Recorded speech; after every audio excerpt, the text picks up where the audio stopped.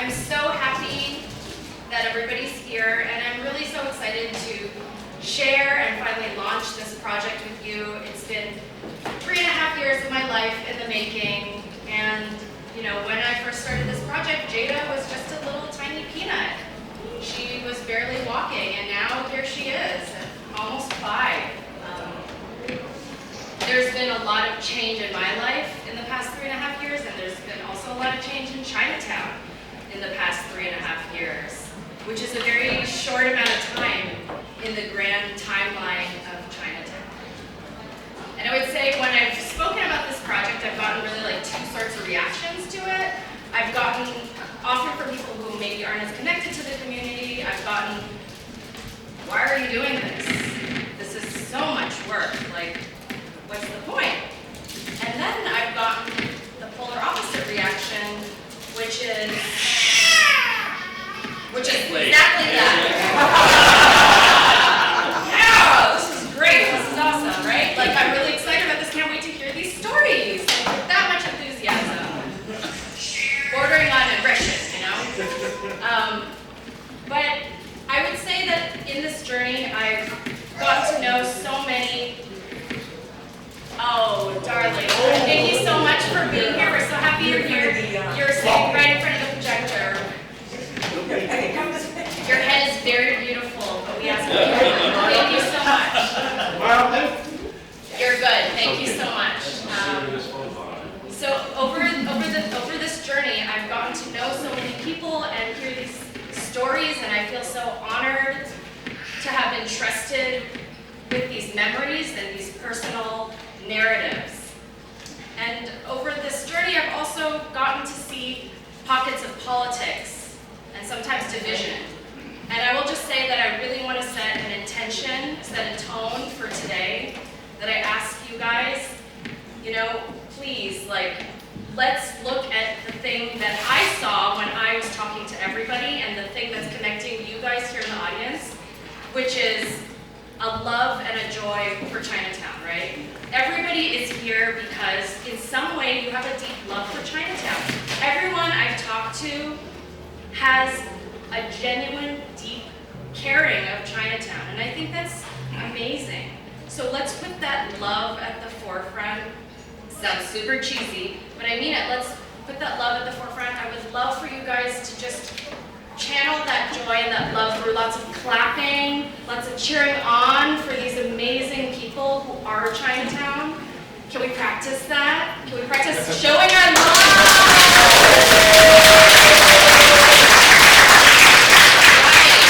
Right. Good. So please, all throughout this, you feel a moment of love, your heart throbs, just do it. Don't be embarrassed, just clap, cheer, whoop. I want all of that today. Just a little bit of introduction about myself. My name is Cheryl Wing-Zi Wong.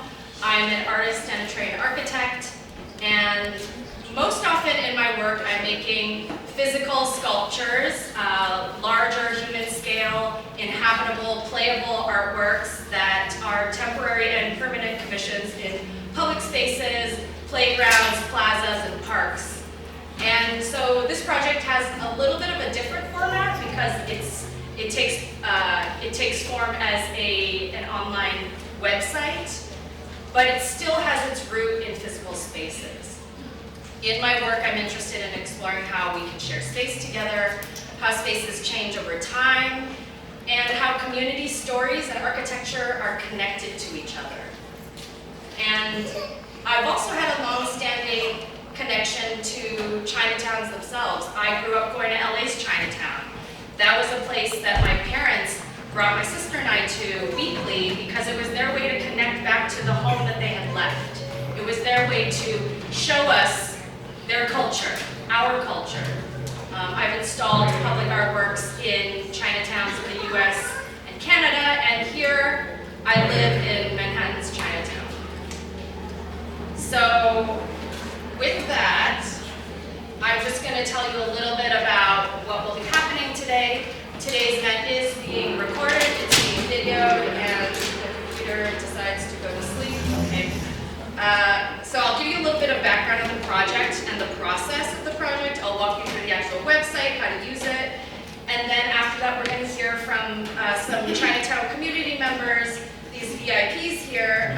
themselves and stories about different buildings. And after that, we'll just open it up to you guys for some questions or comments. So just ask you to please hold on to your thoughts until that point. And then at the very end, of course, what you're all really here for are the refreshments, which we'll have, and let's be honest, right? And you're welcome to take that outdoors. So the idea is also to be able to enjoy both this amazing historic building, but be outdoors, because today Pell is car-free. So we are closed off to vehicular traffic. I will just add in another note. While I'm going to show you the project today, this is a complex project with a lot of different layers. So I really encourage you to spend some time at home, deeper diving into it, exploring the website, reading the stories. It's also best seen on a device that has a larger screen, like a desktop, a laptop, and not maybe as ideal on like your phone. But again, you can still see it there. And as we get started, I'd like to just do a land acknowledgement. I'd like to acknowledge that Manhattan's Chinatown is the traditional unceded territory of the Lenape people. And I'd also like to pay respect to Indigenous elders of the past, present, and future who have stewarded this land for generations. And of course, I have to do some thanking. I have to thank 21 Pell and Rob G here.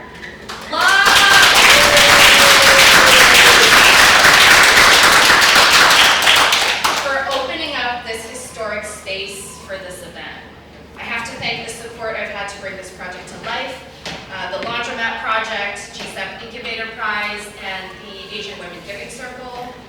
I want to acknowledge and thank the collaborators who worked with me on this project, on the research, the translation, the videography, the folks helping with the 3D models, Annika, Devin, Tan, Hunter, Tianyu, and especially Tatoon, all the way in Bangkok, Thailand, who spent years following and contributing to this project. I'd also like to thank Kerri over here for her help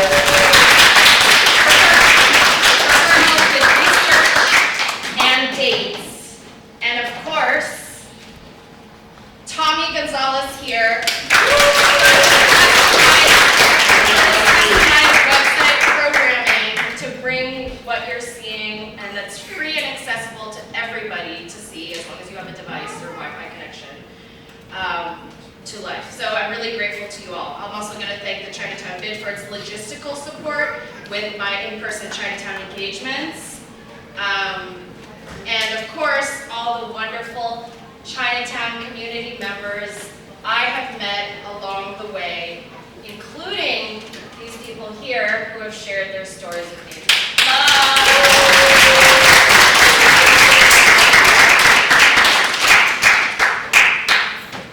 All right, so when you go to this, okay, actually, let me roll back a second. So here is sort of like the home page, the landing pad of the website. So Reflective Urbanisms is an ongoing series of projects that are really about North American Chinatowns. They are these restorative history initiatives centered around architecture and community storytelling. And so the first edition here focused on Calgary Chinatown. He's a Manhattan Chinatown guy, you know. So the first edition focused on Calgary Chinatown, and that I started in 2019, wrapped up in 2021. Tommy and I were working together on that. The second edition is all about New York's Manhattan Chinatown. So these projects bring together these interactive 3D maps and multimedia digital archives with in-person public storytelling circles. So here I've been cataloging the changes that these Chinatown buildings have undergone over time, and I've done this in a couple of different ways, through listening to, collecting these oral histories, through documenting, photographing the physical structures and the community members, and through creating these 3D digital models, which are then used in this online map and through these renders. And because there just is so much of Chinatown's history that's not documented, the goal is to preserve these community stories and create these architectural archives that really honor these personal stories of Chinatown and connect them back to the buildings. So from this main page, you can explore either Manhattan Chinatown or Calgary Chinatown. And just before I jump more into the website, I'd like to just ask some of our lovely community members who are sharing stories today to just introduce your name and the building you're connected to. Good afternoon, everyone. My name is Robert G. I represent this church here, the First Chinese Baptist Church at 21 Pell, as well as we'll be talking about 79 Mott Street, which is the formerly famous Port Arthur restaurant. Hi, I'm Alan Chin, and I think we profiled number 10 Pell Street, which some of you here know all about, the Chin Family Association. Feel free to clap for that.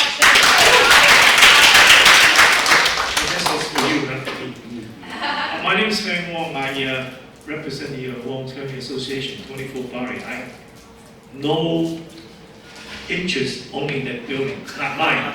That's what makes me clear. Thank you. Love, love, come on.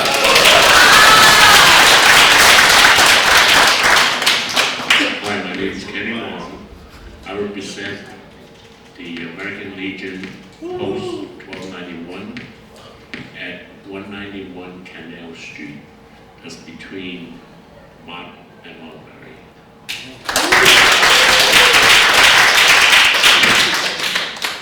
Hi, my name is Gabe Mui. I'm a member of Kim Lao Post along with Fang and Kenny. I'm the art board today. I'm not talking about the building. I'm talking about the arch, the Kim Lao Arch. Hello, I'm Bob Lee. I'm with the Asian American Art Center. And the building is the 26th Bowery, right next to the Robinson.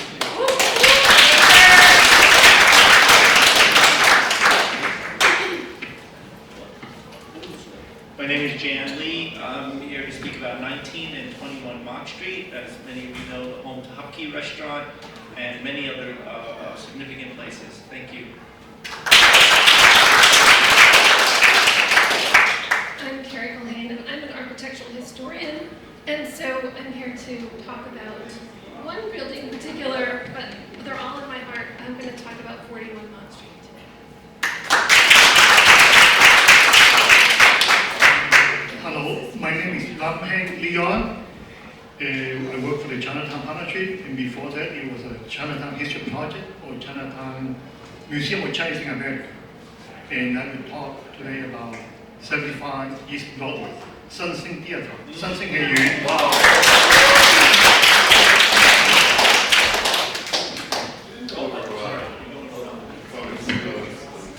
Hi, my name is Joe Chan. I think I'm going to be talking about my school, PS23. Yeah.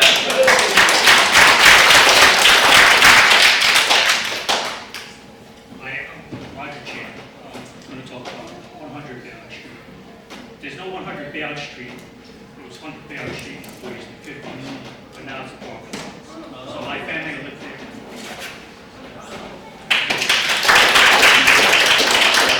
And we do have someone in the back who is so VIP that he wants to document y'all instead. Bayer, who will be speaking about 21 Pell as well. He's clapping inside his heart. You can't see it, but he's there. And we also just want to introduce, we already mentioned this before, but I want Tommy to raise his hand. I will just make one note. I know we have a lot of XY chromosomes up here. I will say that there are many female Chinatown community members I spoke to. They just all happen to be out of town, minus Kerri, this weekend. Just so you keep it in mind. You might go well. Oh yeah, I'm representing, and you're representing as well. So I'm going to talk to you a little bit about my process. So here in New York, we have more than one Chinatown. We've got several Chinatowns. How many Chinatowns do we have? 4, 18, 5, 26, 74. Nobody agrees. That's the point. Nobody agrees on how many Chinatowns we have. But with this project, I'm going to be focusing on the oldest one, Manhattan's Chinatown. And Chinatown's boundaries, they're not fixed. They've been fluid, they've been ever-changing. In the last century, they've started to stretch northwards, eastwards, but since the pandemic, they've also been shrinking. They've been getting smaller. So the idea is that this project is never complete. With this initial phase, I've really focused on the historic core of Manhattan's Chinatown, So buildings south of Canal, between Bowery and Mott, and sometimes you'll see, when we get to the map, that there's also other structures that may fall out of that historic core, and these are because maybe I spoke to a community member whose memories were so strong that I had to add those buildings to the project map. Looks nice. So there is, at the bottom of this, there's a bittersweet reality to the history of Chinatown. And that is that they are enclaves founded upon a history of racism and exclusion. At the same time, Chinatowns have, since they've been founded, flourished into vibrant communities, right? So let's give a clap to that. So these buildings are not just structures, they're really places of resilience for generations of Chinatown community members. So this is the About page I'm scrolling through as I'm talking through some of these ideas of the project.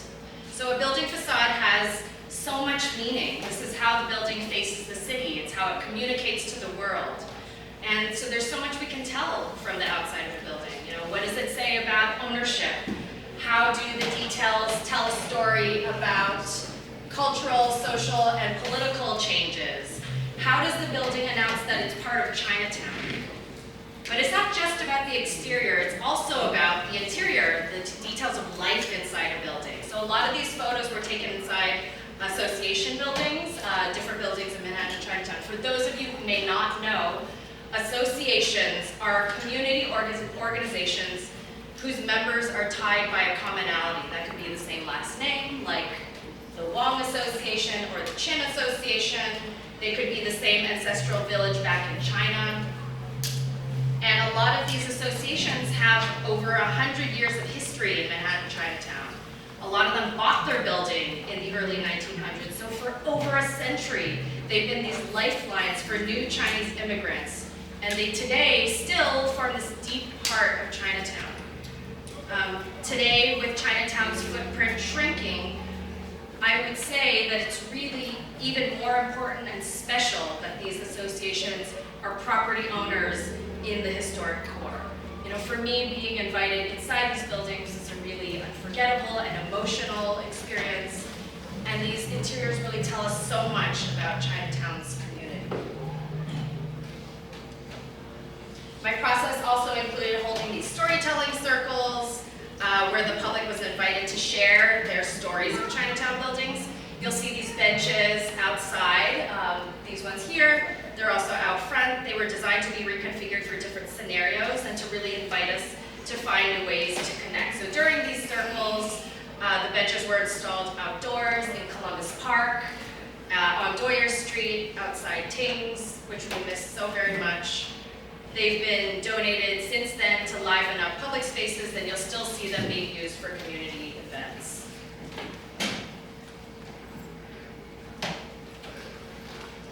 And while I met Chinatown community members through these storytelling circles, I also met people through door-to-door outreach, just going literally door-to-door. I also met other people through Chinatown folks. You know, some people in particular, Jan Lee, not to mention your name, took years to track down, like 2 years to finally sit down together. I spent time one-on-one with each of these community members to interview them and often to walk through the building together. And so with these interviews, I'm also capturing a portrait of the person within their building.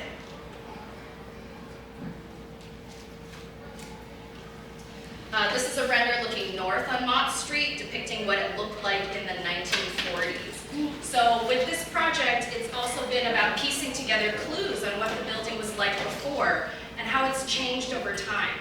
And this has happened through looking at old floor plans, old photos, early Sanborn and fire insurance maps, and the New York City Municipal Archives digitized 1940s tax photos.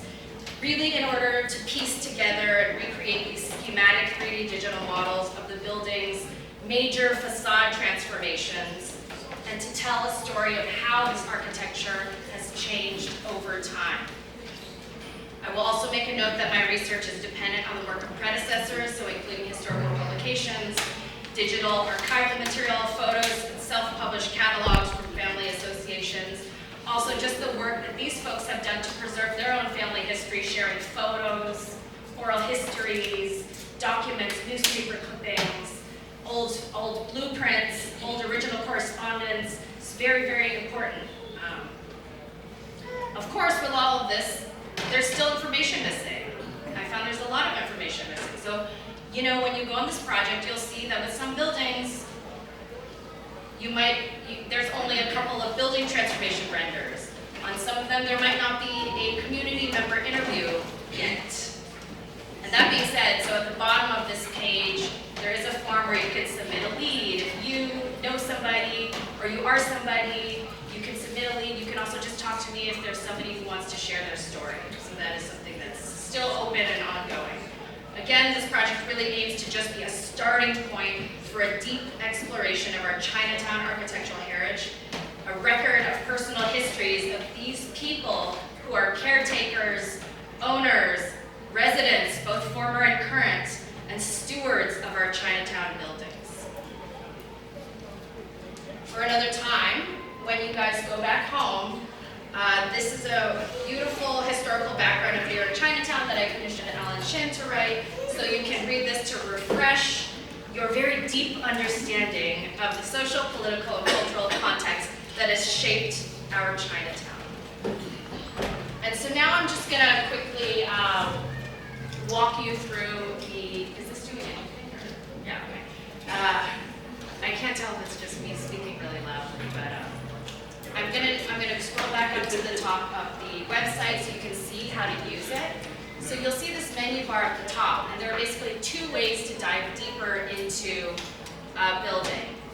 One is through the elevations page, and one is through the 3D map, but they'll both kind of bring you to the same place for a building you want to focus on. So I'm going to click here on the elevations page. And so with this, I'm going to scroll down a little, you get a map, a 2D map.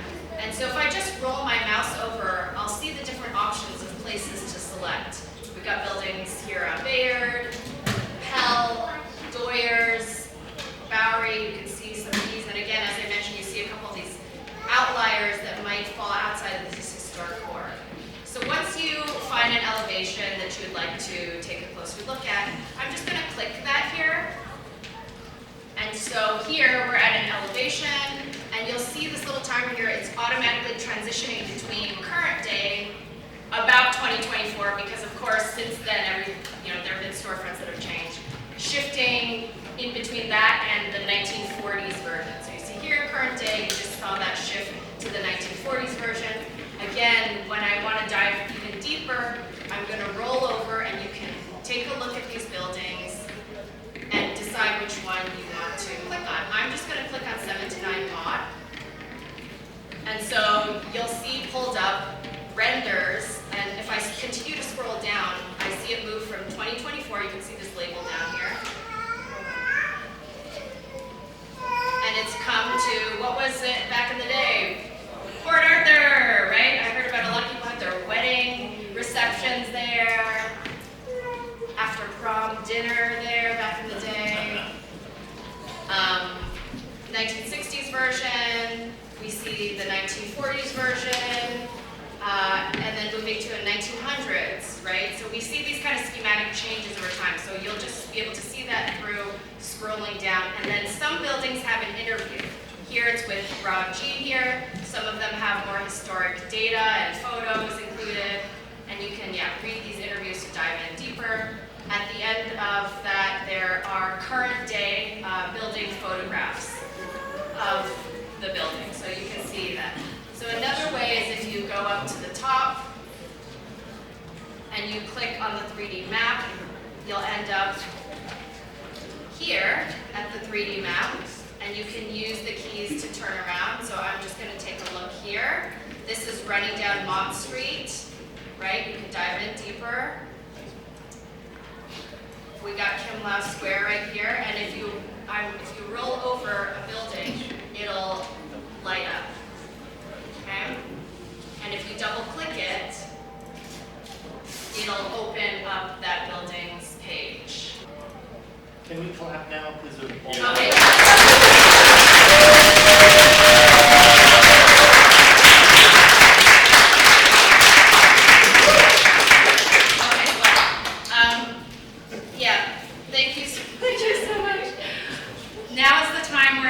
actually wanted to hold some space for Tommy to say a couple of words. You know, we've been really working on this project.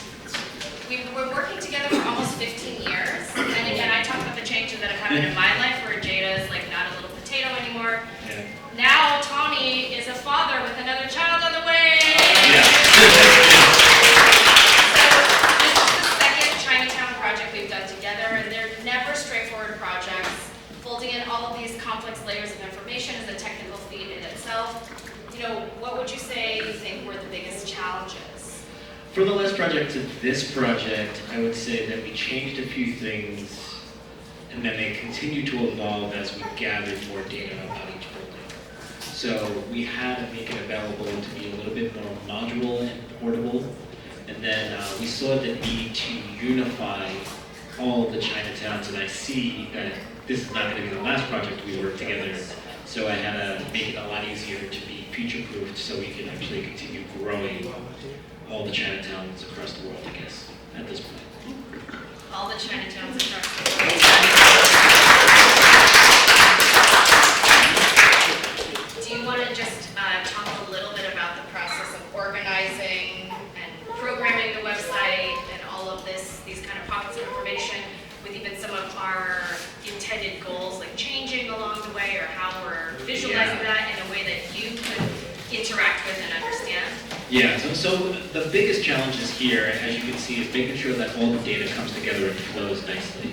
So as you saw from going from the top of the elevations page to this page from the 3D map to actually show the history of the actual set of streets to its individual page, and then show the transitions between there. There's a lot of tech that we had to do and a lot of back and forth to actually understand what we wanted it to look like and how it behaved. And then bringing the journey to the 3D map, which I would say we had a soft launch, and then today is the full launch. And we were tweaking all the way up until yesterday at 6 p.m. Wow. So it's like really coming together, just doing a little connections all the way to the end. We met snowflakes that we were happy with, and we met our spec guidelines that we said, and anything else that we choose to adjust will be very, very minor at this point. But everything has been flowing so well to actually have this all come together, especially for today.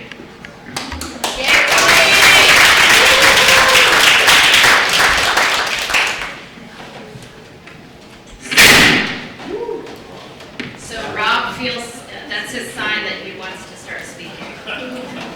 So we're going to talk a little bit about 21 Pell, because this is where we are right now. This is this historic building. You know, Rob, you're one of the trustees of this building. Tell us a little bit about where we are now. Can you give a little intro? Also of your connection with this building. And while he's speaking, while these community members are speaking, I'm just going to be showing you some of the images from that webpage. Good afternoon, everyone. Welcome to 21 Pell, also officially known as the First Chinese Baptist Church, and also to all the distinguished guests here. You know, we're here in a building that may just look like a regular 5-story walk-up. This building, we are going to be celebrating our 99th anniversary here this summer in August. And I can't speak as eloquently as Mayor Pastor Lee,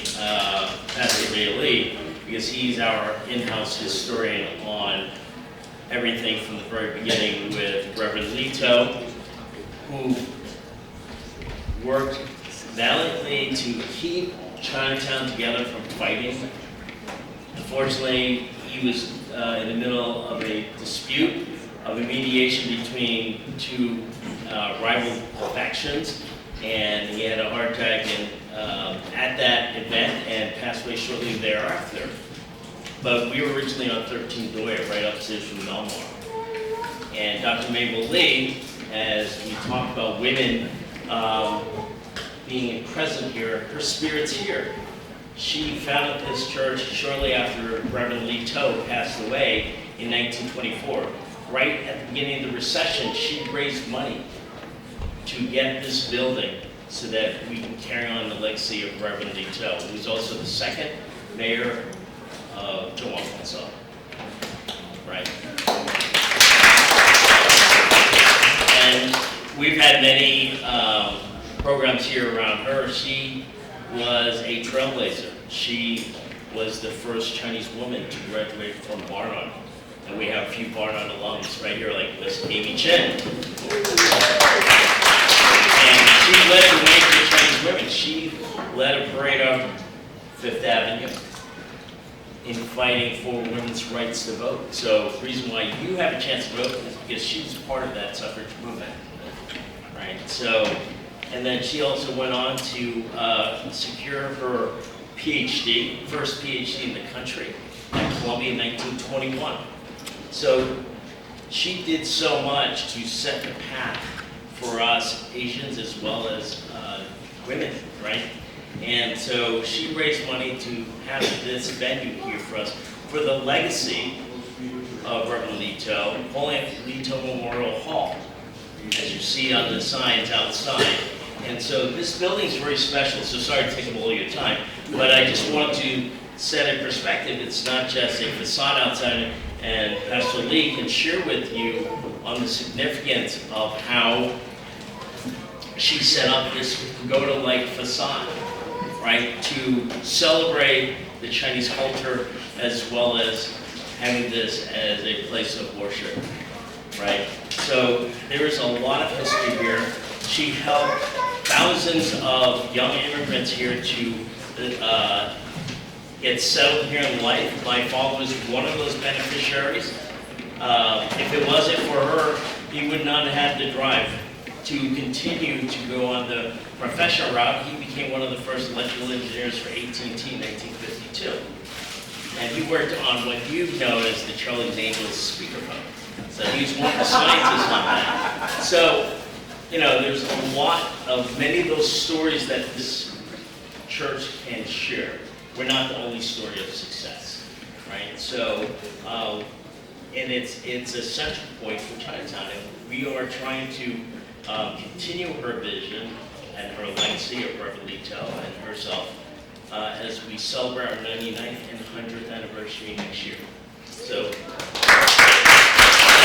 you for listening, and I'll be back up later to talk about the lunch.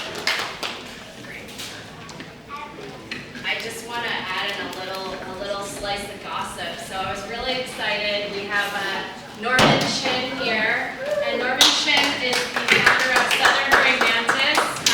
He actually has a kung fu class in session right now that Jada normally attends, but he's ditching class to be with us for 20 minutes. And he and Fang, we discovered a couple months ago, were friends back in the day in the 1960s. They went to Chinese school at the CCBA together, and they have not seen each other for decades. And today is the first time in decades that they've seen each other. So isn't that wonderful? So I'm so excited to be also bringing together this reunion of people here. And with that, let's get Norman Chin to tell us a little bit about 62 to 64 Bayard Street. So this building is owned by the Jihao Oakton Association, and the association uses several of the floors, and there are also apartments on upper floors. And so you're a Chin, you know, is this how your family was connected to the building? How long did you live at 62 to 64 Bayard, and what do you just remember about your daily life of living there? I guess we're all a little bit grown up now. So I was actually born and bred in New York, and I lived in 62 Bayard until I was 30 years old. And my dad came over in the late 1930s. And in the old days, the association, most of the people living in the apartments were Chins, obviously, because it's a Chin association. And they used to have 14 apartments, but back in the 70s or 80s, they converted the second floor into the association meeting and convention center. So my apartment, or most of the apartments in the building, are 2 bedrooms. So I guess we Chinese immigrants, we actually in a 2-bedroom apartment we had 9 people. So my family had 7, and my aunt and uncle made it 9. So we had 9 people living in a 2-bedroom apartment. So 7 people in 1 big bedroom, and my aunt and uncle was in the small bedroom. And we slept Chinese style or Asian style. We lined up all the beds, and then it was the dad all the way down to the youngest. I was caught in the middle because when you push the beds together, right, there's that little gap. So I always had a behind cold. Other than that, the association used to be on the top floor. They had the ancestral shrine and altar, and that was when I first started studying martial arts when I was about 5. But of course, you don't learn much at 5, so it took me quite a while to get into it. Other than that, I don't remember if any of you know what knickers are. So anyway, we used to wear pants that had little cuffs on the bottom, like when you wear the windbreakers. So we had knickers, and I remember coming down from the house. We used to buy kerosene for our kerosene heater. We also had coal for the coal stoves that was in the building, and they had gas lighting on the hallways. And that stopped after the late 40s. Other than that, I remember, if you don't or seen any Lower East Side, a lot of the Jewish immigrants, they used to push those big carts around with pots and pans. And I remember the guys who used to come and sharpen the scissors and knives. The cars were so old, you remember they had to crank it up in the front. And it was driven, I was actually driven by, I guess, leather belts or something, or leather to start the cars. So these are the memories I used to have. And I remember before 50 Bayard was converted into a residential building. I don't know if any of you remember, probably all younger than me anyway. They had the 3rd Avenue subway, which actually ended at the corner of Mott and Chatham Square. So I was really young, and in those days, when you were about 8 or 9, you walked out in the street by yourself. So I used to go to PS 23, which is on the corner of Bayard and Mulberry. So we would walk to the school. So even if it was snowing, you know, we were from a poor family. I never had galoshes or what you call winter boots. So by the time I sat in my chair, there's always a puddle there in the middle of the day. And I guess those were some of the memories, you know. Other than that, what else is there? I don't know if you remember, you all know Chatham, Confucius Plaza. Well, Confucius Plaza used to have a park there. And where Confucius Plaza was, there was actually Bayard Street that extended all the way down to East Broadway. So nowadays you can see Bayard Street used to go run into Division and East Broadway. So I don't think any of you would remember that, because you're so much younger than I am. I think that's about it in terms of living in Bayard Street. And of course, every year they would have line dancing, and they would have a nice demonstration in front of the buildings. Speaking of that, so every Lunar New Year, your lion dancing troupe ends its performance, does this big finale outside 6264 Bayard. I would love to hear a little bit more about your journey starting with Great Mantis. I think, again, some of you, you're all youngsters. In Chinatown, in the old days, they used to have actually only 2 or 3 associations. And of course, we were friends with everyone. And one of the oldest, of course, was our association and the Freemasons. And they have, of course, Hip Sing. They have they used to be called the Chinese Community Center, but it's now called I believe, the Young Lions. But those were the people that were born here. It's Juk Sing, you know. So we're the ABCs, but I was not with that group because I was with the Chin Association. And it wasn't until I started going to school that I learned from different teachers, and I happened to be interested in a lot of the martial arts and the physical things.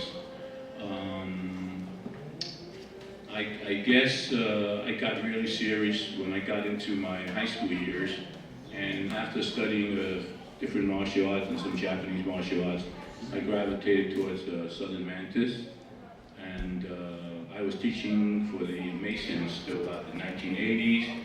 I started my own school in the 70s and until now. So every Chinese New Year, it used to be on Sundays, and they would only have maybe 3 teams come out, or also Daipang, who does a unicorn. It wasn't until probably in my late 50s, 60s, until I found out that I wasn't Daipang Hakka, I was actually Waitel Hakka. My mom was from Waitel, and my dad's from Toisan. What else is there? So I started teaching because not too many people, or at least the Chinese-born people, were interested in line dancing. So it's part of my heritage, and I always loved my culture. I'm interested in Chinese calligraphy, I like Chinese poetry, I like history and things like that. And some of my ABC friends, of course, are also interested. And some, of course, never got into it really deeply. Other than that, I just wanted to pass on the martial arts and the line dancing, because nowadays some of the parents think that the line dancing things are all gangster kids and stuff like that, because they have a bad reputation back in the 60s and 70s when there was a lot of gang activity and a lot of gambling in Chinatown. So I was one of the lucky ones to stay away from that. I didn't believe in joining any gangs or things like that, and I believe in peaceful existence. And I happen to be friendly with all the gangs. So I say that to you.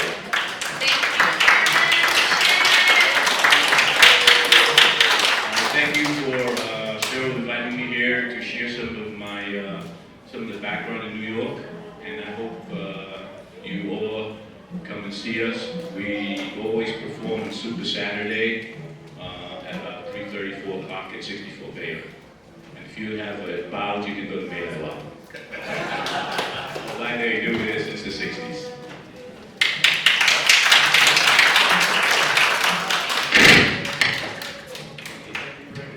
Thank you, Lamgen.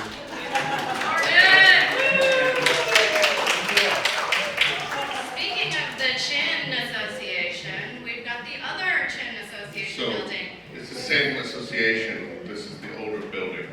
Right. Number 10 Pell Street. So right number down the street. 10 Pell Street. So your family has been connected to Chinatown, Alan, since before you were born, and you have been documenting it for decades. You know, I really enjoy hearing all of your stories. Sad, funny, heartfelt, honest, really funny. Read his interview. Can you talk a little bit about growing up in Chinatown?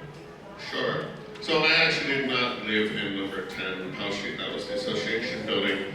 As Norman was saying about the other association building, and I think this is true for most of, if not all of the family associations, they had apartments in them. And some of those apartments, I think, had full-time residents, but some of them they kept as kind of crash pads because to this day, as you know, there are so many Chinese working in restaurants and other businesses outside of New York, all over the Northeast, all over America for that matter. And the Chinatowns historically were hubs, right? These guys would work at restaurants, laundries, factories, you know, wherever they work, and on the weekends or whenever they could get a day off, they would come into Chinatown, get a haircut, which I should do after this.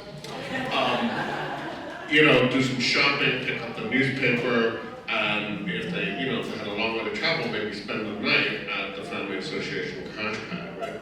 So number 10 Pell Street in my childhood still had 1 or 2 apartments that were dedicated for this purpose, where these guys could crash. And you know, Amy and I tried to get to the bottom of this, and we're still not knowing enough already. In my childhood, at one point, there were a couple guys who had kind of overstayed their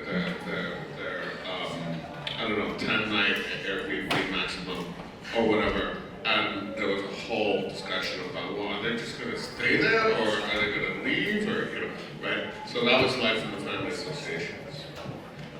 I also want to add, my father was one of the last of the paper sons. You know, many people here probably have parents or grandparents that were paper sons, and so I feel very connected with that part of our history. You can feel it in these very streets and buildings. I do love Cheryl's project focusing on the physical buildings themselves, right? Because think about it, my parents' generation, grandparents' generation, they were ashamed of these buildings. They thought they were crumbling, you know, ghetto tenements that were falling apart, and as soon as they could save enough money, some of them thought they were doing the smart thing by moving to the suburbs. I remember my mother, you know, well, my mother actually never forgave my father for not buying something. That's another story. But now, of course, it's multi-billion-dollar property, and not just in terms of money, but in terms of culture and history. So I think that's just also something to think about, how buildings that were once, you know, considered to be poor and second or third rate are now, you know, now we're really learning how to value that history.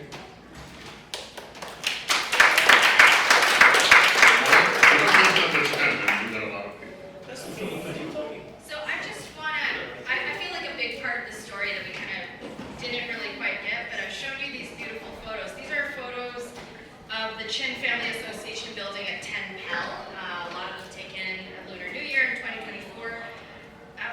What do you remember about visiting this space during your childhood? And what was your father's and your relationship with this space? So actually, this is from the New Year celebration, which Amy, of course, got me into, and you know, that's just more my participation as an adult. As a kid, you know, it was more. My dad occasionally was, you know, gambling, which Norman was talking about, but never heard of it, right? Never heard of it, right? I know, you know, there was, and the building in the corner, was an OTB, right? You know, it was gambling, and it was, you know, this kind of thing. Was not. I saw a bit of it now and then, but what was the question? Sorry. Just what do you remember about visiting it during your childhood? Oh, you know, it was all these old guys. I mean, you know, ask my daughter now, right? When you're a little kid and you're driving to Chinatown, it's all these, by your father, it's all these old guys, and they, one thing I do remember very clearly is that many of them still called him by his paper son name, right? Because, and he was one of the guys who, in the 60s, did do the Chinese confession program, Hanpak, and he reclaimed his real identity, so I always knew him by his real name. But walking around Chinatown, there were guys who knew him in the 1950s, and they would, hey, you know, and they'd call out to him by his name that he had gone by, his paper name. So, you know, it was those layers of history, right, and all the things that Cheryl already talked about, the Chinese Exclusion Act, and its awful kind of resonance even after it was repealed. Yeah, it's a vanished world. Thank you, Alan.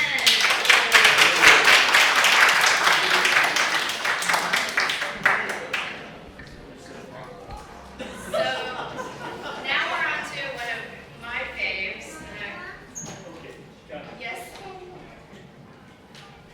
So, Fang Wong, right? Wong Association, 24 Bowery. Yay! So I think something that I've heard a lot along the way is I've heard many stories about families who owned laundries in other parts of the city and who came into Chinatown on Sunday. Every Sunday, that would be their day off, and they would come into Chinatown. So during your interview, I feel like you really painted this vivid image for me of your childhood weekends, traveling from your family's laundromat uptown in Harlem down to Chinatown on this one day off every week. This is a way to connect back to folks from home, to connect back with the Chinatown community. Can you just tell us a little bit about these Sundays, about when you would come to visit Chinatown and visit the Wong Association? Yes, it's always a Wong Association. My grandfather, my father, they came to the United States in the 20s, 30s, 40s, and the association is the only thing they know that could help him survive. Back in the old days, when you arrived in the old country, the association is actually the first place you want to report in, because that's where you get referral for jobs, place to live, buy things, write letters home, anything you want, the family association will provide that. And so you can't live without your family association. And plus, back in those days, with the family association, actually, the members of the family association back in those days are all from the same region or the same village close by. So every member is basically a cousin of another member or a cousin of a cousin. So everybody knows everybody back home, back here. So it's easy to get along. They come gathering. Sunday, if you work in a laundry, you own a laundry. Monday, you work in a restaurant, because the restaurants shut down on Monday. Everybody's off on Monday. So funny thing is, we have celebrations. It's always 2 dinners. The laundryman's come on Sunday, and the restaurant guys, they show up on Sunday. I guess Mike has I came to the United States many moons ago, and I was 12 when I landed. They call Gongsan, right? Go Mountain. Landed at night, and my father picked us up at the old international airport at that time, and he sent me home with an old guy. He said, this is a South Goal, So, okay. South Goal took me to A Street, right across from the Jiaotong building. And we go upstairs, he opened up this door. He said, the bed's out there, pick one. Okay. He himself got a little nice room with his bed. It was empty. It's about midnight. So I found a bed, went to sleep. Wake up next morning and find out that all the other beds, I don't even remember how many. There were guys in there. Okay, so some go, when we up said, let's go eat. I'll bring you to your father's laundry. Well, you walk around where they have the one-time place now, and we walk about 2, 3, 4 store down. He said, wait, let's go up there and pay respect to our Qigong. What are you talking about? That was Wong's family association. That was my first introduction. My very first morning in Gongsan.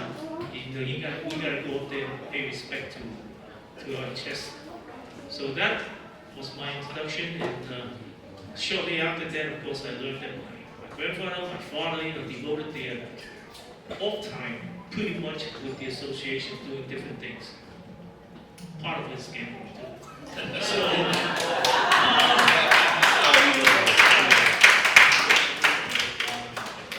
I wound up living with my father after that in the back of the laundry up in Harlem.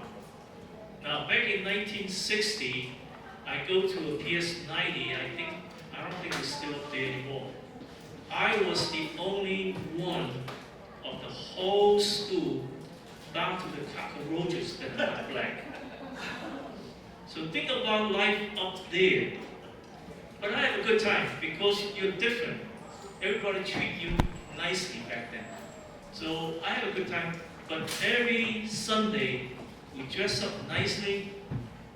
Even I had to wear a tie to come down to the association. That's how everybody dressed. Sunday dress. Coat, hat, you come down to the association. The adults know what they have to do. Different things, including gambling.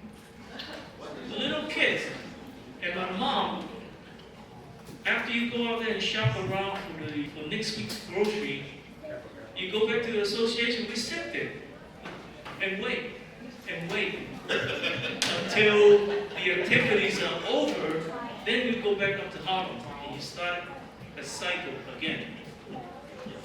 The excitement was back then, the association, most of them, they have a kitchen. And and they will cook for whoever's in the association during the time. And we normally have several tables. As a little kid, you do whatever they told you to do. So you help clean up, wash dishes and all that. And the chef was very nice. He always give me a quarter. 25 cents is a lot of money. So that's one thing I always, what is that? I always remember that. But because of the devotion to my grandfather, my father, it's sort of kind of grow in your blood. And when I have a chance to come back to visit and live around here, it's a no-brainer. That is the association that you want to be part of it. That is the part of the tradition that you pick up and hopefully transfer, pass it on, whatever you want to call it, for the next generation. And that's the hard part right now.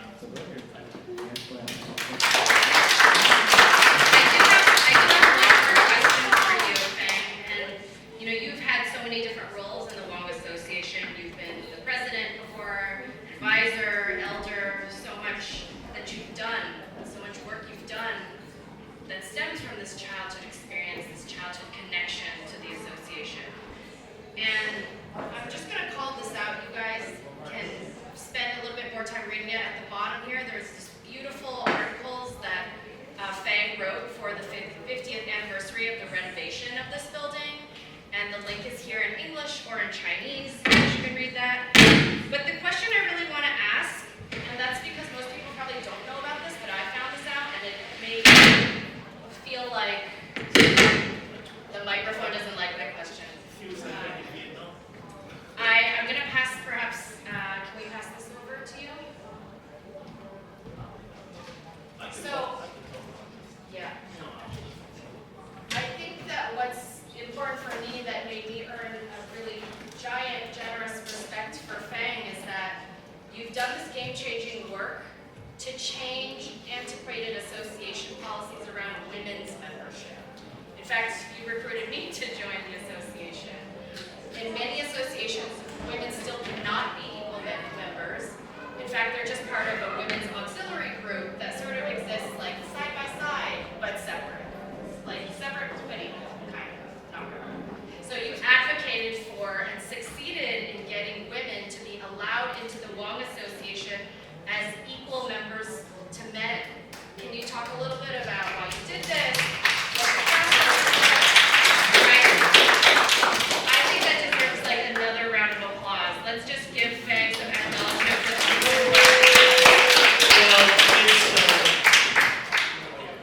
it's simple. Since I've been here in the United States since 1960, I spent enough time in the Army, I spent enough time in the outside world working for the government. I always look at it, it's no different. But the problem is, there is a difference in the Chinese society. They always look at the female part, your daughter, belongs to another family. Once they got married, you're out. When I was young, I didn't think about it. But when as you grow older, you look at it, and then you see what's going on. I said, wait a minute, we're wasting our time, we're wasting our resources. Chinatown have changed. We used to be male dominant. But after the World War II, thank you to all the veterans that fought, a lot of the families were able to bring their wife and kids here. And because of what's happening back in the Far East, most of the Chinese male here, they came with the idea of making enough money, they would take their pot of gold and go back to their region, to the village, and build their mansions and stores or whatever, and live happily ever after. No more. After the communists took over, after the Iron Curtain fell down, that's it. We cannot go back anymore. That's when people start opening their eyes. What are we going to do now? What happened to our family? That after World War II, what happened with change of the Exclusion Acts and everything, families are coming. All of a sudden in Chinatown back in the 70s, 80s, you start seeing a lot more females. You start seeing a lot more kids. So now they are part of the mainstay. They are here.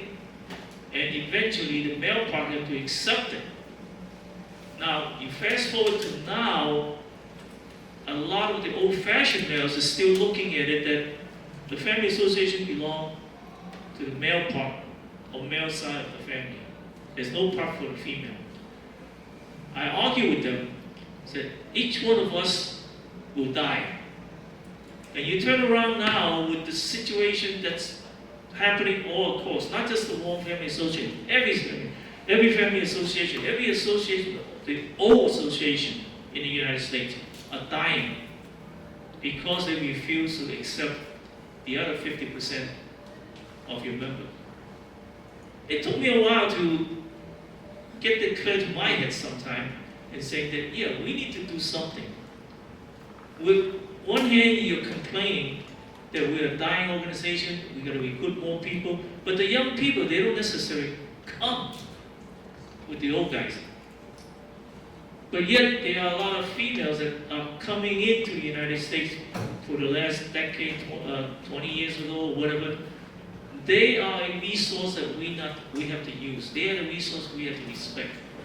So it took quite a few years to convince the Wong Family Association, not just New York, in the United States.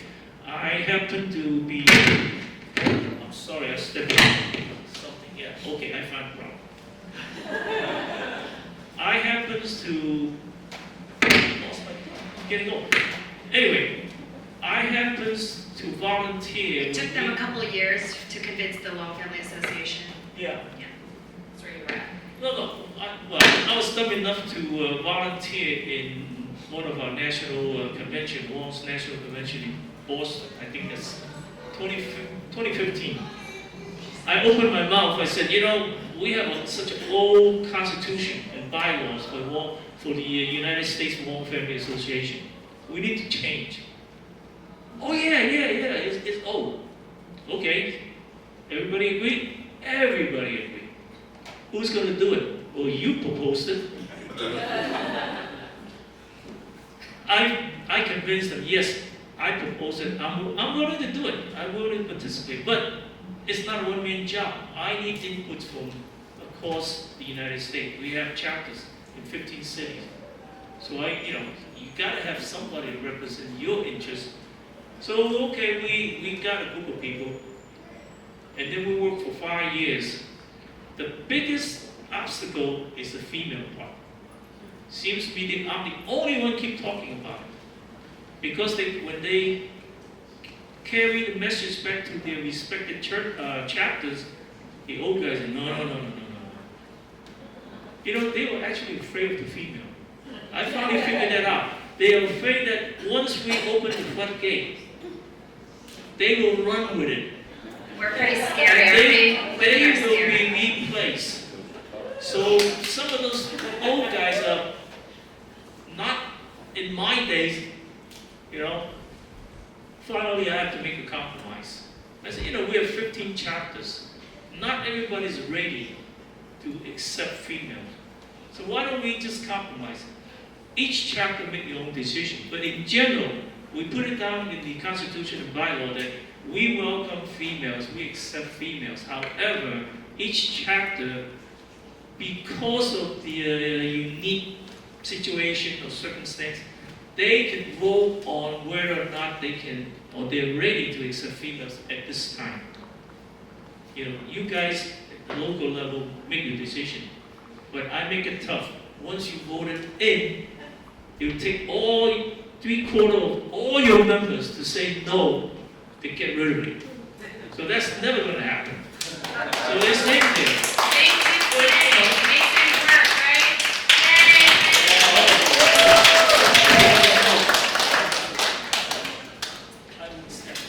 Now we've got Kenny Wong talking about 191, 193 Canal Street, the Lieutenant B.R. Kim Chinese Memorial Post 1291. Can you just tell us a little bit about what your fondest memories are of this building? And perhaps anything that you feel would be important to share about the building itself? Every day there's my fun. Anyway. So take us through a typical day at the building, what you would go and do, what's inside. I'm still here. Well, I gotta say, it goes back to the 60s when I was a kid. I came over with my parents when I was 8 years old from Hong Kong. With my niece Wing. We grew up in Chinatown. And I went to church at True Light. And at True Light we had a fife and drum corps. And we marched through the holidays.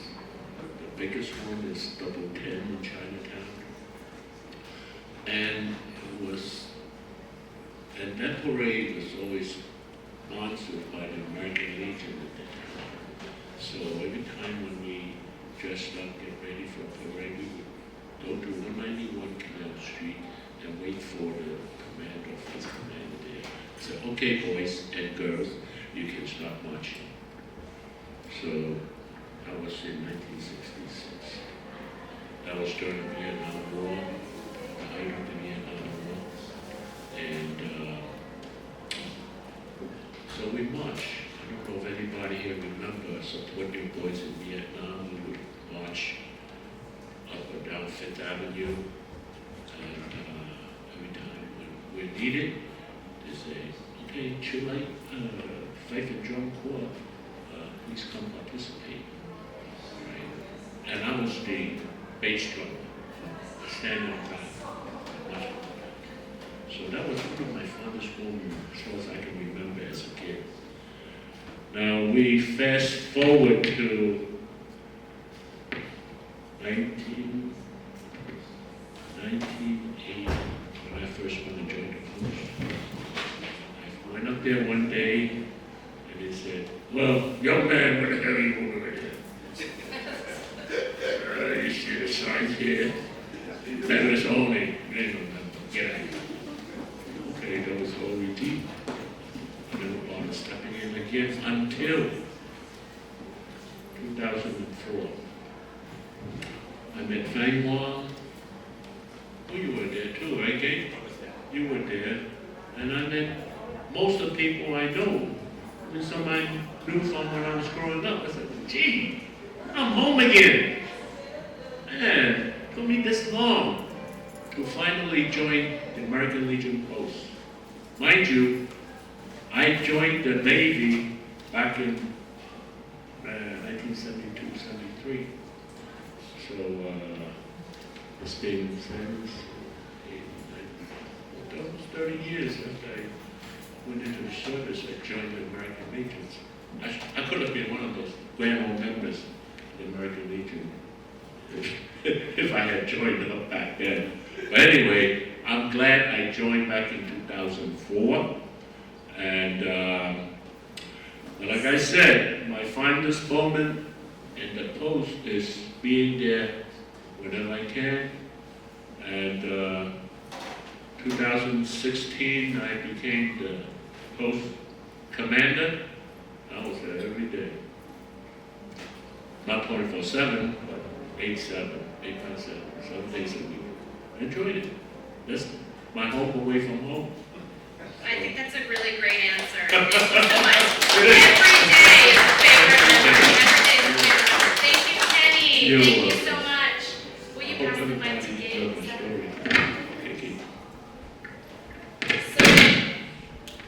And Gabe, again, he's actually adjutant, which is a sort of administrative CEO of the Post, the American Legion Post. But we're going to focus a little bit more on Kinlow Square and the Memorial Arch. So you've had so many titles. You're the current adjutant of the Post. You're also the Mui Association president. You're very deeply tied to and connected in Chinatown. Can you tell us a little bit about your role, quickly tell us about your role in Chinatown, and then also a little bit about this monument and how it came to be, the Mui Memorial Arch. Well, I by saying I'm a little different than everyone has been spoken. I know nothing about Chinatown. I basically grew up in Hong Kong. I came after I graduated from high school. So anything prior to the 66, I know nothing about. And when I first came to came to United States, I did not stay in Chinatown. My family stayed in the Bronx, so I only come visit once a while until I got heavily involved once I joined the Post in 2000. And from that point on, Chinatown becomes my favorite place to come to. Right now, I basically come here almost every day, whenever I can, and it's good to see all the members and the camaraderie between all the veterans, and I learned a lot from that. And as far as the Kim Lau Square, well, as you see it now, it may not be the same in a few years. We don't know yet. My other connection is with the Chinatown Connection Working Group, and no decision has been made as far as how they're going to decide the Kim Lau Square. They may keep it the way in the current configuration, or they may move across the street, which is near the bank. Nobody knows at this time. Obviously everyone has different wishes, and we think, by moving the other side, it's much bigger, and which we provide more places for everybody to gather and get together. But at this point, no decision has been made. Whatever you see now, it may change in the future. We don't know that.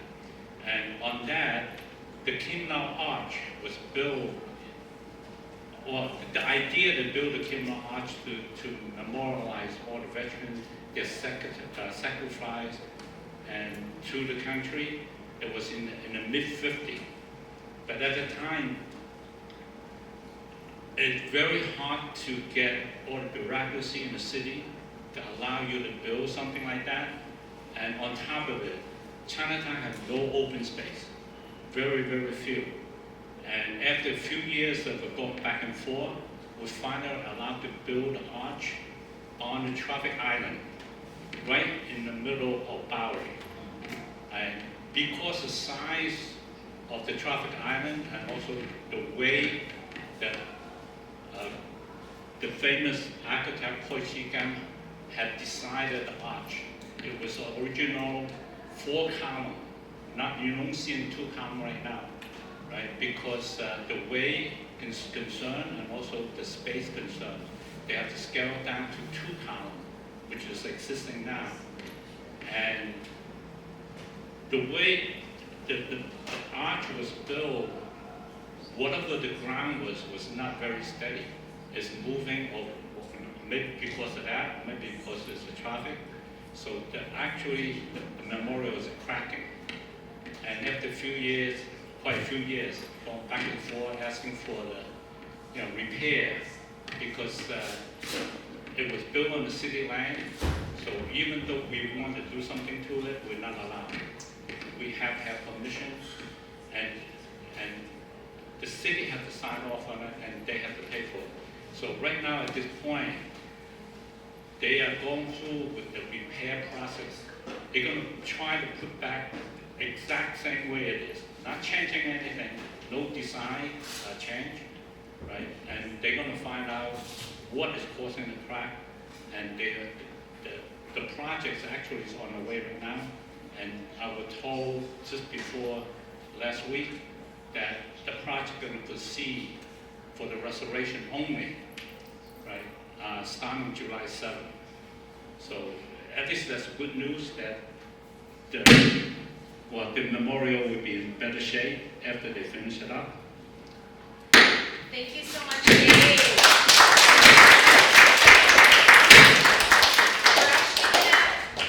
Bob will come right back to you after we have, Bob, okay, well, we're going to talk about 26th Bowery. So your contribution to the Asian American art world is so important. For those of you who may not know, I've mentioned this before, but he was the founder of the Asian American Art Center, preserving, collecting, and promoting work by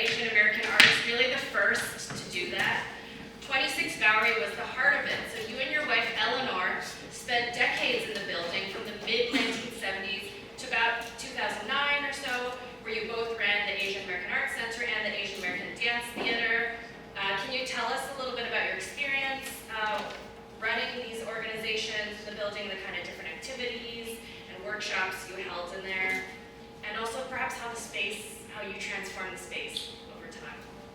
Well, it's a walk up of 2 flights, right on the edge, not from the center of Chinatown, but on the eastern edge of Chinatown, where we could attract people.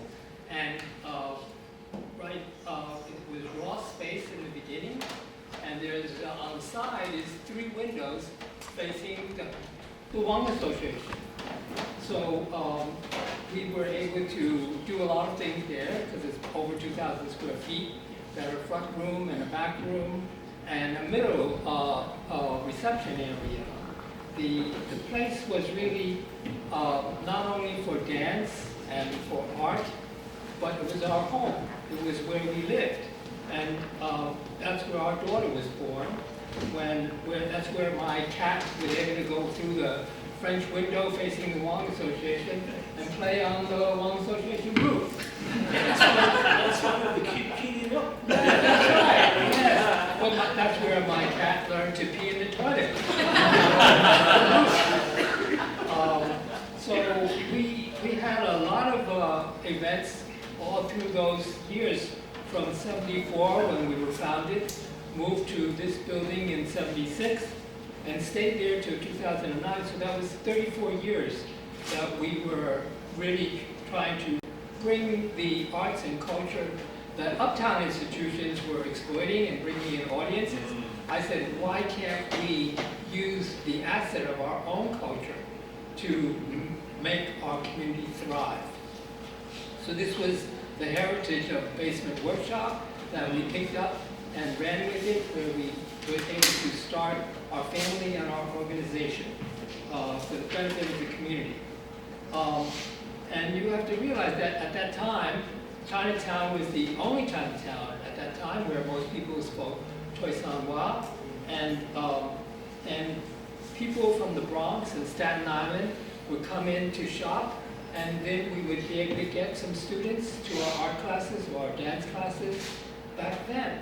So the dance classes were going on from 74, where we originally held them in the Chatham Square Library, until 76, where we were able to move it to the building and continue those dance classes through the 80s. We would also bring a lot of dance programs into the local schools for the larger city to benefit. The Saturday art classes went from 82 to 2008. We did so many different things there, like teaching people about the pointed brush workshops. You know, the brush is unlike any brush you get in the West. It has a point on it, and there are really skills to use to learn how to do that. And we made it emphasize that and brought that to the schools of New York City. Later on, we made a map for teenagers, because we had a whole bunch of kids who were realizing that Chinatown is actually not a very friendly place for teens. So we had a whole group and a wonderful teacher in Chile to design a map, which I have here in my pocket. I'll show it to you. But it unfolds and had about 20, 30 places where teens could hang out with the permission of all these places that were selected and is on the map. We had stories of seniors that would come in and spend time with the 7th graders at the local community school and make clay tiles out of ceramic, and therefore tell the life of those seniors. We did that for 5 years, and we're still trying to find a place. Well, you can go to see where they're hanging now in the University Settlement Building on Allen Street. So a lot of folk art activities, not just contemporary art, but which we were focused on, particularly by Asian American artists, but also the folk tradition. How does the folk culture of the Asian American community provide a fertile soil for where contemporary art can emerge? And so an important element there was Uncle Eng Shung-chi. We published a book on him. I have the book over here.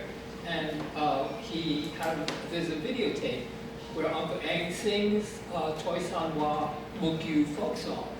You can hear him on YouTube, a little snap of his music, which is still there. And he was a key person. You can find a long, varied piece on him on our website.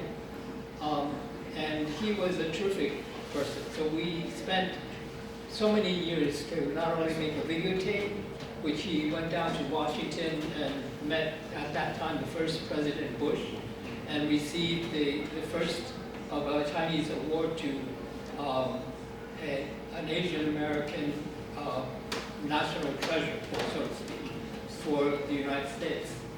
So he was the first Chinese person to receive that award. And he was a fabulous, he made audiences, pleased 700 people in Washington when they heard him sing, gave him a standing ovation. And so there were many, many other different folk arts, including shadow puppets, sand paintings, mandalas, and door gods that we exhibited annually when we held Lunar New Year festivals every Lunar New Year. So that was the first exhibition we kick off the year with that kind of exhibitions, doing those kinds of folk arts. The other exhibitions we did during the rest of the year were contemporary artworks, where we had so many Asian American artists to celebrate annually, maybe 7 shows a year during from 83 until 2009. And it's really about celebrating cultural change through the arts, through the dance, and through everything we did. Right now, you can see so many of the exhibitions that are happening at Fang Chinatown are based upon the shows that we do at the Art Center. And there we will be continuing to work with them and develop another art center in Flushing, New York. So there are many, many artists that I could name: Martin Wong, David Q. Lee, Chen Guangqi, Mel Chen, and Xun Khan. But anyway, there are many of those. But aside from all those artists, I wanted to mention that we were also trying to be a community hub, in that people like Wang Yufang, who now has the Chinese puppet organization in Queens, came out of the Art Center. And so many art teachers, interns, even our babysitter for my daughter, where she was growing up, and got to ride her bicycle amid all the dance programs that were going on, and of course played with all the kids who took the Saturday afternoon classes in dance and art. Our babysitter became staff. So it was a real community organization throughout those 34 years. Other groups were involved and that we were related to, and that is the Alliance, Asian American Arts Alliance, of which I was the first director and helped to get the Alliance off the ground for the first 6 years. And CAV, that was founded, I can't quite remember when, but for somehow a lot of organizations like that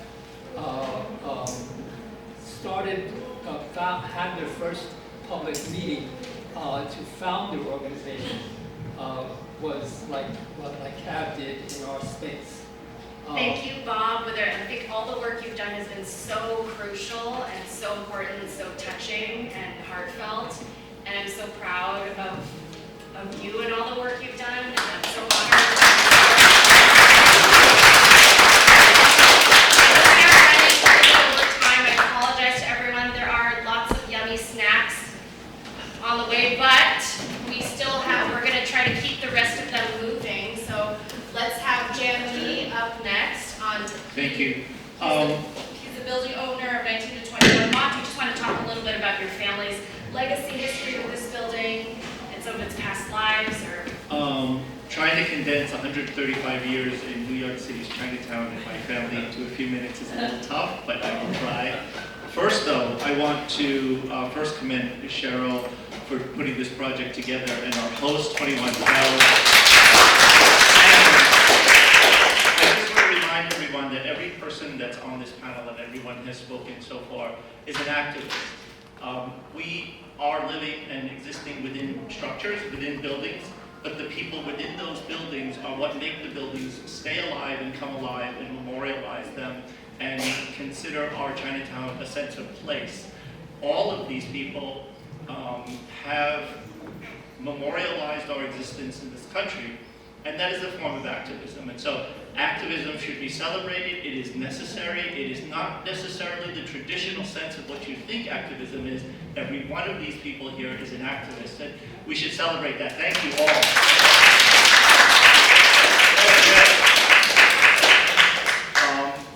My grandfather came here in 1890, was deported twice. He came illegally, once as an actor, another time as a merchant. And back then Chinatown was very small before 1900, so it was pretty easy to barge into people's homes and pull them out, very similar to what's happening today. And so again, I want to thank Cheryl for pulling us together and creating this time to talk about ourselves and to talk about immigrants and to talk about the people who, like my grandfather, who had to come to this country finally, legally, through being sponsored by a local business. He came during the Chinese Exclusion Act. Very similar to what was mentioned before, he was shuffled into the backs of a store where there was a cot, and he stayed there until he was found appropriate housing, but he was sponsored by a local business. In 1924, my grandfather purchased the building that we lived in. In 1921, my father was born in the building. There was only 2 members of his family that were born in the United States. The other ones came over time. But he was born to a midwife. You know, middle class and poor families didn't go to hospitals. My father was born to a midwife in the building that I live in. So that's quite remarkable in New York history. There's not many of us that have that kind of tie to the buildings. When we talk about why the buildings are important, that's just one of them. My father went on to, was a World War II veteran. He was in the Air Force. Veteran. Air Force. Yes.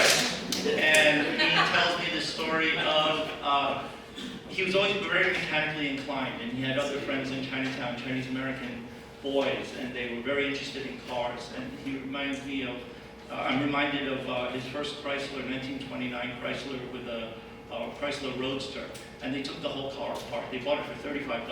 On Mott Street, they took the whole engine apart and left it there until the whole week when they were ready to put it together, and nobody bothered it. So Chinatown was a very different place. There were no parking meters. There were still horse carriages when my father was born. He also wore knickers, so it's very interesting that that was mentioned earlier. Sometime over time, my grandfather opened a Chinese hand laundry in Chinatown at 19 Mott Street, which later became a dry cleaning. Every member of my family, despite owning a building, had to have a day job. The income from the buildings at $35 rents and $50 rents were not able to support the building itself, and so everyone had a day job. When my father came back from the war, he and another friend bought 2 trucks, and they hauled vegetables back and forth from the farms in the south, fighting for that route amidst white drivers who already established those routes. And so that was not an easy thing for 2 young Chinese American men to break into the trucking business. But they could do it because they were both mechanics, and they understood, in case they broke down with these trucks, how that would work. My auntie worked at Nam Wat Tea Parlor. As you guys know, it was founded very, very early in the 1900s. She was a waitress there. My grandfather said, "Why are you working for somebody else when you could work for yourself?" And he offered a space to my father and to Lonnie and said, "Why don't you guys open a business for yourself, and they opened Lonnie's Coffee Shop.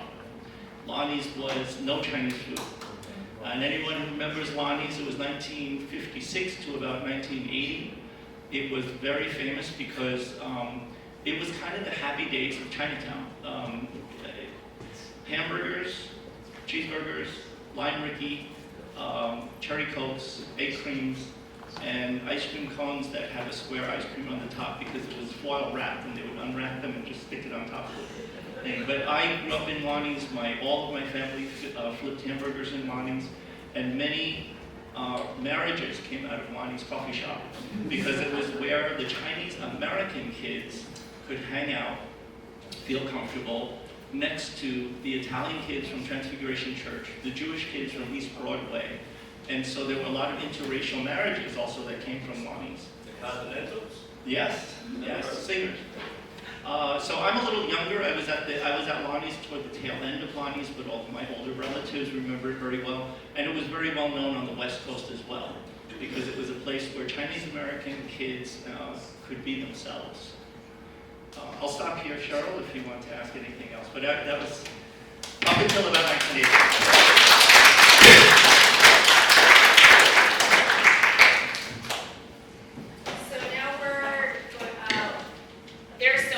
There's 900 million things, of course, to ask you, but maybe we'll continue all of those conversations over snacks outside. Let's get to our last amazing community members. So, Kerri Culhane, you're an architectural historian. You've been researching Chinatown architecture for so many years. You've curated exhibitions at BOCA. How did you, I guess I'm going to ask you more questions. How did you get interested in Chinatown? And then can you tell us a little bit about this building in particular that is one of your areas of focus of your research? I mean, I've learned so much from you about this building, so yeah, please tell us about yourself and the building. Thanks, Cheryl, and thank you for making this project happen. The Chinese American historian K. Scott Long has said that the problem historically doing research about Chinatowns and the Chinese American experience is that there's not an archive. There's not an archive of everyday experience to really tell the stories that made Chinese America, which is American history. I will remind everyone. And so what you've done here is assembled a really remarkable archive of everyday experience. All of the stories that I'm hearing are lived experiences, which are what make Chinatown Chinatown. I zoom in from this empirical perspective, and I can tell you what date every building was built, who the architect was, but that's kind of irrelevant when you don't have the histories, the lived experiences that enliven a place, that really make a culture. And so that's why I think your work is really important, Cheryl, and why all of the stories that we've heard today are so enriching to this history. Why I wanted to talk about 41 Mott Street, but another theme that is going through many of these buildings today is the architect Gabe Mui, who was born on Mott Street in 1900. He was Chinatown's first native-born architect. He became very famous in China in the 1920s and 30s because he had to go to China to have a career as a professional architect.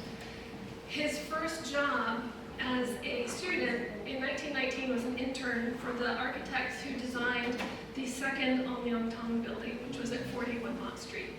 This was the first new build in Chinatown for a Chinese client for an association.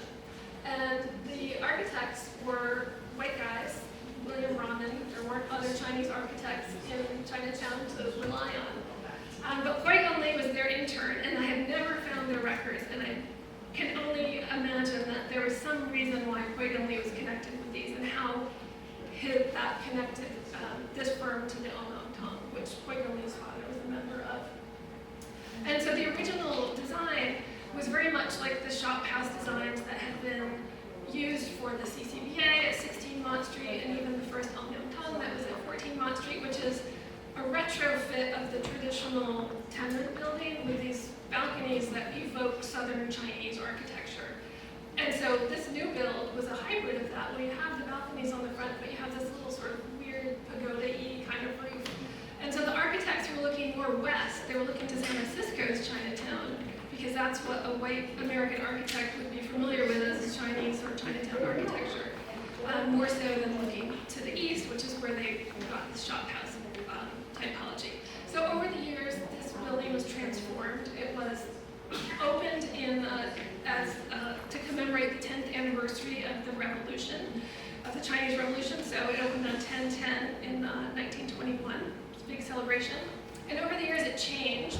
And as the Anyangtong hired Tommy Gonzalez to design their building at the corner of Canal and Mont in 1948, this became the family association. In the 1960s, Lee was brought in again to redesign the floor plans for the Lee Association. In 1977, the facade was completely redone, so what you see today is actually by the architect Wei Fu-Chung, who was born in Guangdong, and he also designed Confucius Plaza. And he very purposefully did not include Oriental or Chinese style architectural features in his buildings because he thought that that was sort of irrelevant to the fact that Chinese Americans are Americans and that we sort of have to move past adding some Orientalist details. You can see there's still a little at the top, but the facade is mostly very modern, actually. So I love that this building represents the evolution of Chinatown. It represents a number of associations. It also represents the density of use and lively use of buildings that is typical of Chinatown, that you have multiple uses within one building. And like many of the associations we've heard about, these had apartments for association members, they had apartments for visiting members, it had a restaurant on the first and second floor, it had the clubhouse, the club rooms and the shrine at the top. So very typical layout for a Chinatown association. So yeah, I could keep talking, but I won't. But again, thank you, Cheryl, and thank you, everybody. I've really learned so much in listening to everybody's stories. So thank you. I just want to say thank you to Kerri for the work she does to preserve our architectural history in Chinatown that many people haven't been as focused on. So I'm just, all of your work and the research you've done for over the past couple decades, thank you, Kerri.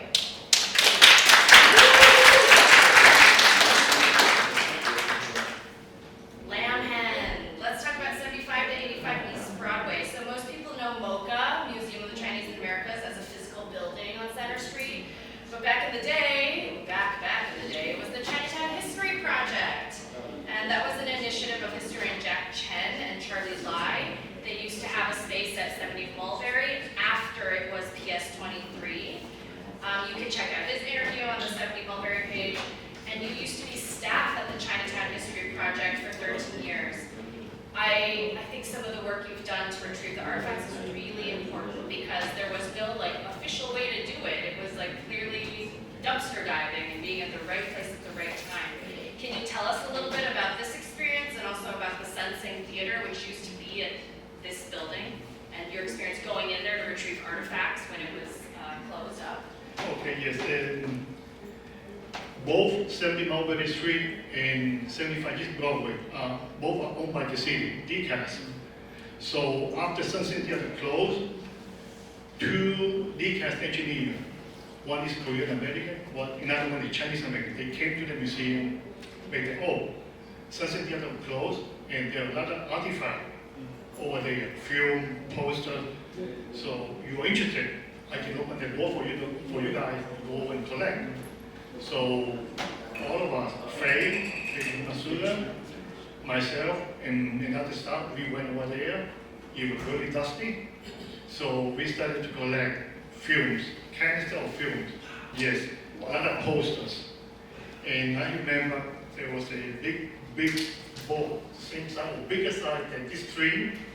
And the schedules of all the movies going into the United States. Let's say Philadelphia, certain day, Washington, Boston, California. There's a big board, and I believe that big board is still at MoCA. And talking about Sunset Theater, it go back when I first came to New York City, 1974. I went to high school in 53rd Street and Fifth Avenue, Law School. And back then, my schedule was from 6 to 9. So I used to come before school here or after school to watch movies.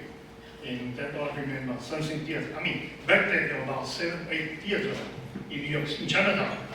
One is on Mount Lamgen Canal, I don't remember the name. One is next to Manhattan Bridge. Of course, Gumbo, Xuzhong, Sunset, and also another one by Wang Street, by the Lower East Side. Anyway, so I used to come to watch movie along with my brother. And in between, go to Joy Long on Ma Street, also Yanyan on Beiyang, their famous Sanbofa, and Open. So we used to come almost every day. I mean, that's when I started to go, going to Sunset Theater. I remember the entrance, to the left-hand side, the ticket office, to the right-hand side is the concession. When you go into the theater, the right-hand side is just the screen, and you have to go all the way back to get seats. So that's why I remember Sunset Theater. That was way back in the 70s. Was it dangerous? I mean, it was dangerous. China was dangerous for the gangs. It was I saw movies there as a kid. Yeah, I was not afraid in coming, because I know I have my own, I'm gonna say pay attention to those people. So, it was dangerous, but I was not afraid. Anyway, that is about, of course, after that, I guess the city developed it, they built the second floor, and it was a restaurant, now it's a senior center, downstairs, now it's a supermarket, and I guess that's the history.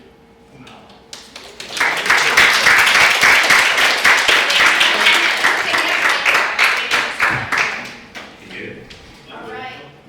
Joe Chan, 70 Mulberry. We know what a 70 Mulberry back in the day was PS23. He went to elementary school here back in, is it okay if I expose the dates? Yeah, fine. 1968. Woo! Year of change. It is. This is a young kid. I got a background story to this. The person responsible to enroll me into PS23 was my great aunt. Her name was Jessie Young. She's a Chan. My dad's a Chen, Lo Chen. My uncle David is a Yi. So if you know what that means is, yeah, there you go. Anyways, my great aunt Jessie was born in 1997 in New York City. She went to PS23. So it was either Transfiguration or PS23. She says, no, you go to PS23. So that's where I was. I was fresh off the boat, January 21st, 1968. I was a Joka, not a Joksing. But the fact that I had a British accent, kids kind of made fun of me. And the first person who called me a faggot was a Joksing. And the first person who called me a chink, because it was cold, I had a silk line padded coat jacket called me Na. Before it was made cool by Bruce Lee, I looked like a little coolie. So the person, being a little kid in 4th grade, the first, I guess, exposure to racism in Chinatown was not by the friends in my neighborhood, which are the Italians. So I was not called a rice ball first. I was called a chink by the first Joksing when I first arrived in New York City. So that's like, I didn't know. So I guess I didn't think nothing of it until later on. But that was one of my interesting experiences in PS23. My teachers, I still remember because some of them actually taught my daughter when they transferred over to PS124. So if you remember Miss Chu, Miss Mock, Miss Sham, Miss Sham was the one who actually sold encyclopedias back in the day. I still have the original, full edition of the World Book, the entire collection, with 4 additional years of updates and everything else. Miss Puccinas, and of all, my favorite teacher was Mrs. Brown. I believe Jan. You named like 4 of them that I remember. And Valerie was also one of Mrs. Brown's students. And I think she taught there like forever. And I was really upset when they, made her as an assistant principal, and then she took, they took her out of my class when I was in 6th grade. Yeah, so Interesting experience. The cafeteria, which is now, I think at one time before was burnt down, was the CPC Senior Center. You have to learn how to play basketball doing layups without smashing your face against the door because there was no backspace, just like True Light basketball court upstairs. Yes, I was confirmed and baptized in True Light Lutheran Church. I was also a Scout member. I was, believe it or not, when I was a Scout, I was a junior member of the NRA when it was the good old days. Let's see, I was a Scout Master, and later on, I think David took over. And I'm also a member of the Kin Lao, American Legions, because I'm a United States Air Force veteran as well.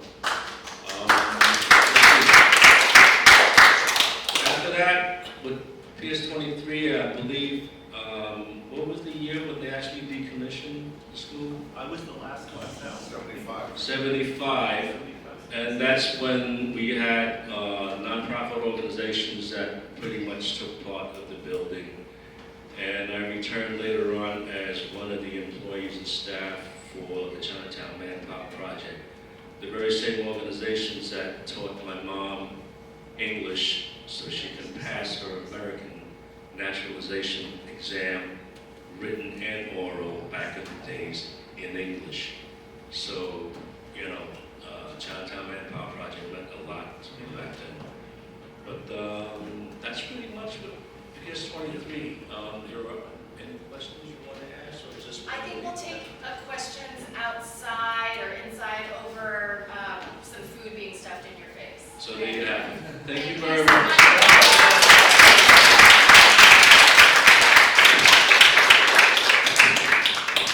And last but not least, thank you so much, Roger Chan, for being so patient.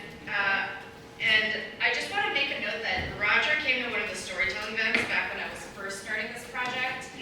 And he knew his family had been like at 98-100 Bayard, but didn't know as much. So through these past couple of years, you've been diving deep into investigating your own family history, and his siblings who are also here today. So do you want to just tell us a little bit about your family's connection to this building? Anything else you'd like to tell us about what their life was like growing up here? And I'll just go through some of the images. So right now we're looking at this render of like an empty lot.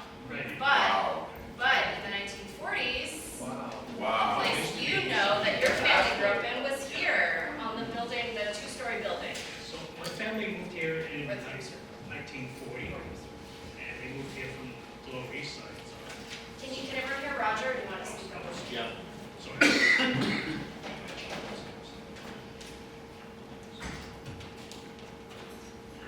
And then they moved here like in 1940, and they did the second sister. My father was mostly a waiter during the years. My mother was into household, took care of the home, took care of the children. And all the kids, my older siblings, particularly three of them, then they over to like PS23 back in the 40s. So it was like a long time. It was practically right across the street. So they lived there for like 20 years, and then my family moved my father moved my family back to Staten Island. And in a way they left Chinatown, but in a way they did. And one of the reasons that my father and my family had to take out the property.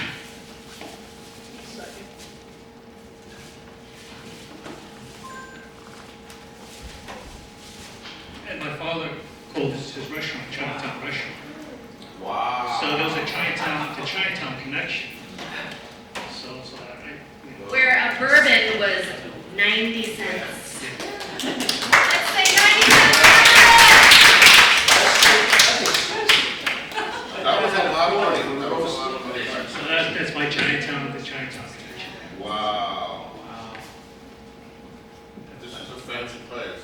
Yeah, not too cheap. I also just want to point out, so here when you look at Roger's interview, you'll see these hand-drawn sketches. Part of my process too sometimes is to have the community member recreate from memory floor plans or building footprints, because a lot of these places, like this building, doesn't exist anymore. So how do we start to retrace and draw a physical space just from memory? So Roger spent some time with his brother Robert to just, say, hey, how do we remember? What was the bedroom like? And he drew these amazing diagrams showing the family apartment at 100 Bayer. Wow. And I would just think that definitely deserves a lot of applause.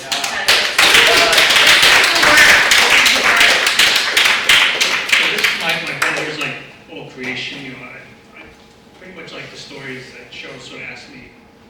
Can you draw a map of what 100 Bayer? I have no idea. This is before my time. It was before I was born.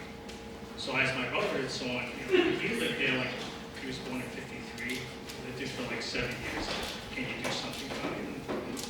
He just disappeared into this room and just a few hours later came out with this map. And for his first 7 years, this is what his memory is all about. And so wow. So it's pretty much for a family of 7. Before I was born, they all kind of lived in that particular room. Pretty much one bedroom, 2 bedrooms. I love how the TV has been resized. It's wait a minute, it wasn't that big. Remember that? Let's just shrink it down a little bit, right? The accuracy is 25-inch TV with the legs on it. And the console the size of a table. And on top of ours, we have the record player and the stereo. Can we just give a shout out for Robert? He's here.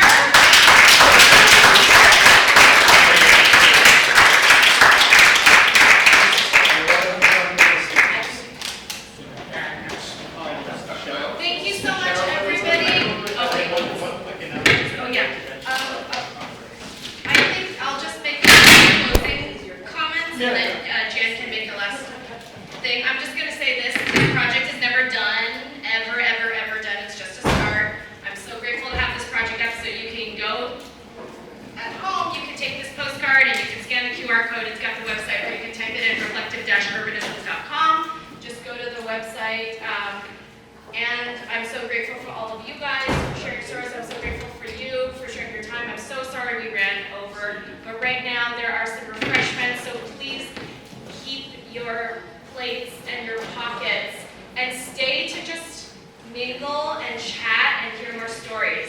And now there will be an announcement. Oh, just really quickly, I mentioned activism earlier, and a lot of you know me for my activist hat. Monday at 150 Center Street, at the site of the jail, we are having a huge press conference, and I would love for everyone here to come to our press conference to unveil our housing plan where the jail would have been. And it's so important that the community has devised a housing plan to show the city what we really need in this community is new housing, affordable housing, and we have a plan to move the jail to another location where there is a jail that's not used right now. So our plan is going to be unveiled on Monday, 11 a.m., 150 Center Street, and I really hope you can make it. All of us are activists in everything that we do, in every dollar that we spend, and I'm so proud that Cheryl was able to invite all of us here. Thank you so much. Yeah.